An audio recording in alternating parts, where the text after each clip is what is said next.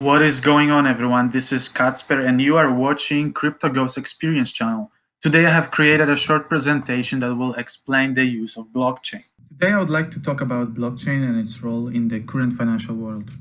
Although blockchain can be used in making transactions, the use of blockchain is not limited to this particular use. And it can solve and disrupt many existing industries because of its great technology. Before we start, I would like to talk about financial systems and their evolution over the years of human existence.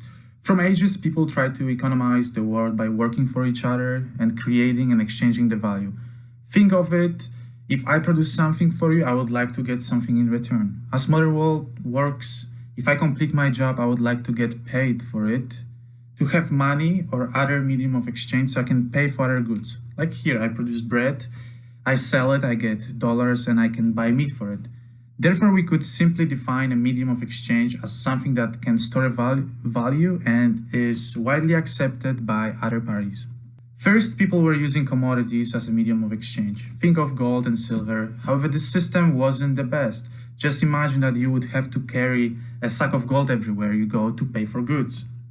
Later on, people or actual governments have created a paper money, which was backed by the government. It was accepted by the nation as a medium of exchange.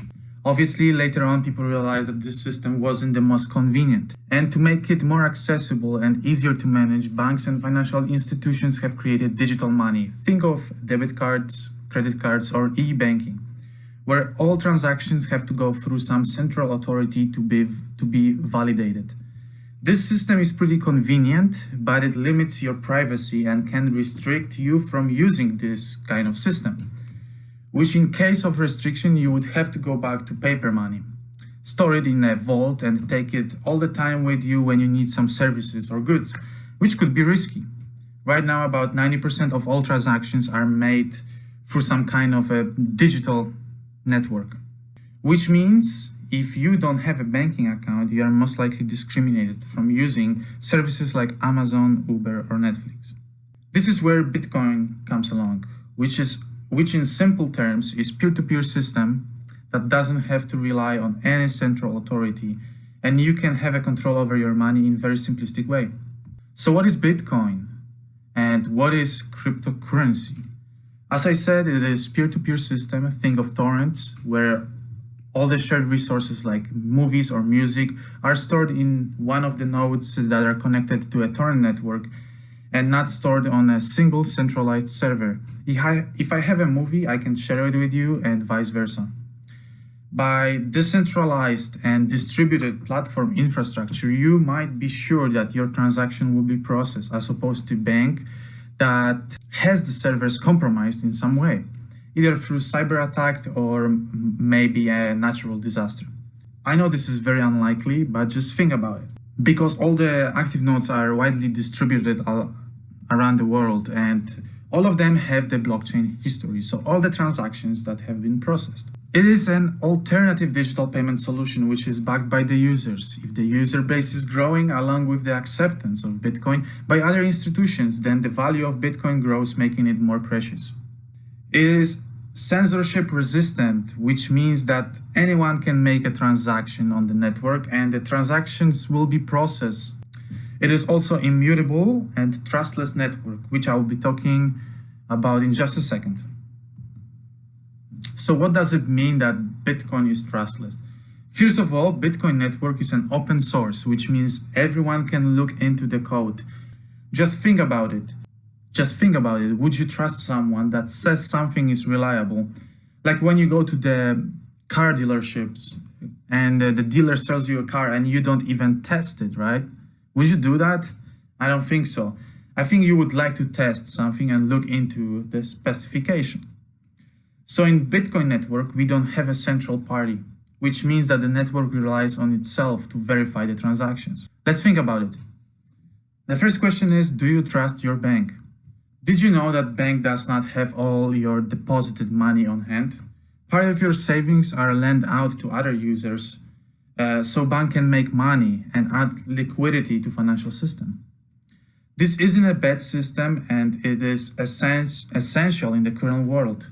As it happened during 2008 and 2009 financial crisis, If the borrower cannot pay back the loan, the bank cannot give you your savings back. Do you have a free checking account? Right now, for a low-income family, it is hard to meet requirements to obtain a free checking account. Like the recent decision of Bank of America, one of the largest banks in the US, to limit free checking accounts. Here is, I have found an article from NPR that talks about that issue. When you think about this system, it is definitely giving more advantage to rich people, not to the people that need to save the money the most. You can find this article in the description below the video. Another question is if the bank trusts you. Just think about it. If the bank doesn't like the way you spend money on something, they may restrict you from using it. Of course, this might be a great way to limit people from using money on illegal activities. Maybe this is less of an issue in America. However, when it comes to more conservative countries, the limitation of your financial freedom can be huge. First, when Bitcoin was created, it was aiming towards unbanked population in emerging countries, where people are restricted from using banks and bank accounts. Here is a great TED Talk video that I strongly recommend to watch. It talks about the use of Bitcoin and how it can help to bank the unbanked. So blockchain technology, which is a foundation of Bitcoin, is also immutable. So what does it mean? It is just a fancy way of saying that you can't change transaction that was already verified and posted on the network. Obviously, this can be an issue if you lose the access to your crypto wallet, but if you are using proper security measures like hardware wallets and keeping your private keys to yourself, nothing can really compromise your coins. I really would like to talk about how the blockchain works, but it is a very technical and extensive subject that would take me an hour or more to explain. Nevertheless, if you would like to learn it and see how it works, check out these videos provided by Khan Academy. They are really great and they go into the details and it is really easy to understand.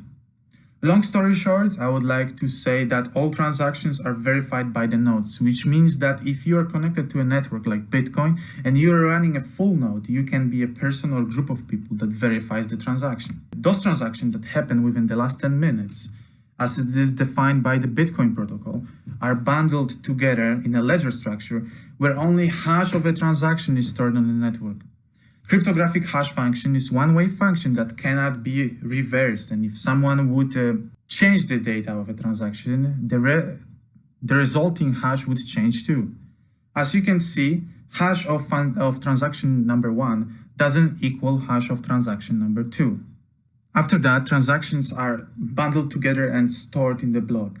And also the hash of preceding block is added to a new block.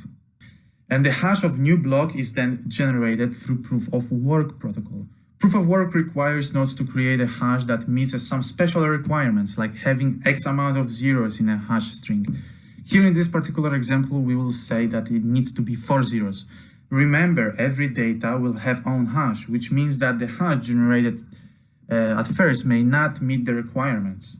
Therefore, nodes have to add some arbitrary text, which is done by guessing work. And it is highly dependent on the processing power of your computer. If you have old hardware, this will take a while to create a required hash. But if you have a best hardware, the situation changes into your advantage. Then if you are the first node to meet this requirement, you'll be rewarded by the system and some newly generated Bitcoins will be assigned to you. This way, we are creating a chain of blocks. So the next question might be, why would anyone want to mine and support the network? Well, here comes the concept of crypto economic incentives, which is just a fancy way of describing how a combination of cryptography and economics will make this system sustainable. By rewarding miners, when it comes to proof of work, the transactions are validated and verified, and people have incentive to just run this network. The good example of that kind of network is Bitcoin. Also, we have another common protocol that support the network called proof of stake, short POS. Here, instead of mining, which in the future can be very expensive, users that run a node have to be connected to a network all the time, and they have to have a significant portion of their stake or coins rested in the wallet. I will cover that topic more deeply in the next video. However, this system requires far less energy consumption. Active nodes are also rewarded by issuance of new coins when it comes to proof of stake. Good example of this kind of network is NEO. This coin is not only designed for payments, but also it is implementing a concept of smart contracts.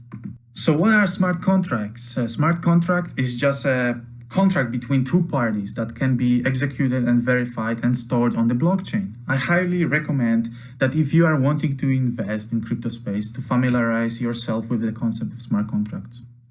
Those contracts are usually fueled by tokens, and the use and implementation of the smart contract is currently being discovered. Think of industry that you will need third-party verification. By implementing smart contracts, you will get rid of them and significantly improve security and costs. This can be Internet of Things, when you would have a machine-to-machine payments. Example of that would be when you drive your Tesla car and you go through the highway and there's a toll and you have to make a payment. Without stopping, sensors will just exchange this money and you wouldn't have to even stop at the booth. Good example of this kind of network is IOTA. Cloud computing, where you can rent out your unused computing power to, let's say, research companies in a decentralized way where you have a control over your resources and no third party is collecting fees or facilitating this exchange. Everything is done through the network. As opposed to, let's say, Airbnb, when you rent out your free room, but Airbnb collects 10% of your earnings. Good example of that is Golem. You can also use smart contracts in supply chain management. To learn that solution, you can check out Wabi. In healthcare, in managing electronic health records, you can check out Medical Chain for that. Content rights, which is a great issue. You can check out Steam, where people can tip you for your articles. In prediction markets, you can read into Augur. Also, you can use it in voting, when voting can be stored and done on the blockchain, and obviously gambling or some kind of sport betting, and many, many more. At the end, I would like to say that I'm not promoting those networks, and I'm not saying that they are only one solution to the underlying industries or markets. The networks I have mentioned have many competitors, and they are worth checking out too. Thank you for watching my presentation. I hope you enjoyed it. And if you did, please subscribe to my channel. Also, if you have any questions or thoughts, please comment in the section below. I will be happy to answer your questions. Have a great day, and I will see you soon in the next video.